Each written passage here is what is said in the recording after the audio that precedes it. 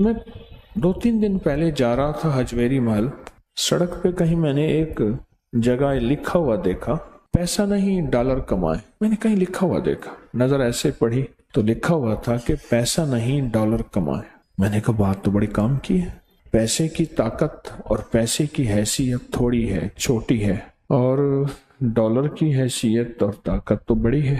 تو ہم تو پیسہ نہ کمائیں، ڈالر کمائیں، پیسے کی حیثیت تو بہت تھوڑی ہے۔ اور ڈالر سے مراد کیا ہے؟ مال زیادہ ہے۔ ڈالر سے مراد یہ ہے رزق زیادہ ہے۔ پیسہ ہوگا جان بناؤں گا، مال ہوگا کام بناؤں گا، پیسہ ہوگا لوگ عزت کریں گے، پیسہ ہوگا میری ہر جگہ سنوائی ہوگی، پیسہ ہوگا میری حیثیت ہوگی، اور مال اور پیسہ ہوگا تو من چاہی زندگی گزار سکوں گا، من چاہی زندگی گزار سکوں۔ اس سے مراد یہ ڈالر ہے۔ جو لکھا ہوا تھا پیسہ نہیں ڈالر کمائیں، وہ ٹھیک لکھا ہوا تھا۔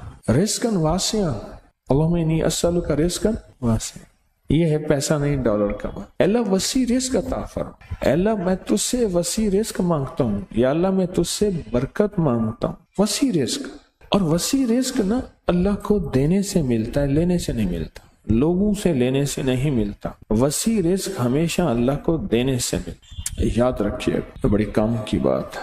اگر آپ ڈالر کمانا چاہتے ہیں اور پیسہ کمانا نہیں چاہتے تو اللہ کو دینے کا کچھ نظام بنائیں، اور سوال کا نظام ختم کریں، لینے کا نظام ختم کریں۔ زکوٰۃ کے نام پہ دینا، ذمہ دار عشر کے نام پہ دینا، اپنے مال کی زکوٰۃ، اپنی چیزوں کی زکوٰۃ دینا اور عشر کو دینا، ہدیہ اور صدقہ دینا، یہ دینے کا نظام۔ جب دینے کا نظام بنائیں گے پھر آپ پیسہ نہیں ڈالر کمائیں گے۔ ہمیشہ اصول ہے، دینے والے کو ملا ہے، لینے والے کو کبھی نہیں ملا۔ جس کی نظر لوگوں کی جیبوں پہ ہوتی ہے وہ خالی زندگی گزارتا ہے، اور جس کی نظر اللہ کے خزانوں پہ ہوتی ہے وہ بھری زندگی گزارتا ہے۔ سخی کبھی مال کی بنیاد پہ سخاوت نہیں کرتا، یہ میرے فکر کو ہمیشہ یاد رکھیے گا جو اب بول رہا ہوں۔ سخی کبھی مال کی بنیاد پہ سخاوت نہیں کرتا، سخی ہمیشہ وعدوں کی بنیاد پہ سخاوت کرتا ہے، وعدوں کی بنیاد۔ اللہ اس کے حبیب نے جو وعدے کیے ہیں، اللہ اور اس کے حبیب صلی اللہ تعالی علیہ وسلم نے جو وعدے کیے ہیں، سخی ہمیشہ وعدوں کی بنیاد پہ، وعدوں کی بنیاد پہ سخی ہمیشہ سخاوت کرتا ہے۔ اس لیے کہا بزرگی بعقلست نہ بسالست، بزرگی کا تعلق عقل سے ہے۔ یہ نہیں ہے کہ بوڑھا ہوگا اور بوڑھا ہونے کے بعد وہ عقل مند ہوگا، نہیں، وہ اللہ جس کو جوانی میں دے دے۔ بزرگی بعقلست نہ بسالست، تونگری با دل است نہ با مال است۔ تونگری کا تعلق دل سے ہے، مال سے نہیں ہے۔ لاہور میں ایک کھرب پتی پارٹی ہے، میرے ساتھ حج پہ ایک صاحب تھے، کہنے لگے پہلے وہ ہماری فلیمنگ روڈ، لاہور کا پرانا اندرون شہر کا ایک فلیمنگ روڈ ہے، کہنے لگے یہاں ہماری دکان پہ ان کی دکان ہوتی تھی، اور ان کو کہتے تھے حج کر لے پلوان جی، حج کر لو۔ کہا کہ اگر میں حج پہ گیا میرے بیٹے مال دولت اجاڑ دیں گے، ساری زندگی حج نہ کر سکا، اور مرنے کے بعد چند ہزار چھوڑے، اولاد کو اتنا ملا کہ اولاد کروڑوں اربوں میں چلی گئی، لیکن حج کی توفیق نہ ہوئی۔ تونگری با دل است نہ با مال است، اس کا تعلق دل سے ہے، مالدار ہو نہیں، اس کا تعلق مال سے نہیں ہے۔ اللہ کے خزانوں سے ملے گا، اللہ کے خزانوں سے دے کر، یاد رکھیے کبھی بھی اللہ کے خزانوں سے لینا چاہتے ہیں اور کہیں کہ لوگوں کی جیبوں پہ نظر، کبھی نہیں ملے گا، کہیں نہیں ملے گا۔ اللہ کے خزانوں سے لینے کے لیے آج میں 2 راستے بتاؤں، میں بھی کوشش کروں کہ ان راستوں پہ آ جاؤں، آپ بھی کوشش کریں، میں بھی محتاج ہوں۔ 2 راستے بتاتا ہوں۔ ایک اعمال کا راستہ ہے، اعمال نبوی، برکت والے اعمال۔ ایک راستہ اعمال کا ہے اور ایک راستہ مال کا ہے کہ اللہ کے خزانے میں اپنا مال جمع کرے۔ 2 راستے ہیں اللہ سے لینے کے، اس کے علاوہ تیسرا راستہ ہے ہی نہیں۔ اللہ سے لینے کے 2 راستے ہیں، تیسرا راستہ ہے ہی نہیں۔ ایک راستہ اعمال کا راستہ، کون سے مسنون اعمال ہیں جن کے کرنے پہ اللہ اور اس کے حبیب نے وعدے کیے، یہ پڑھو گے یہ ہوگا، یہ ذکر کرو گے یہ ملے گا۔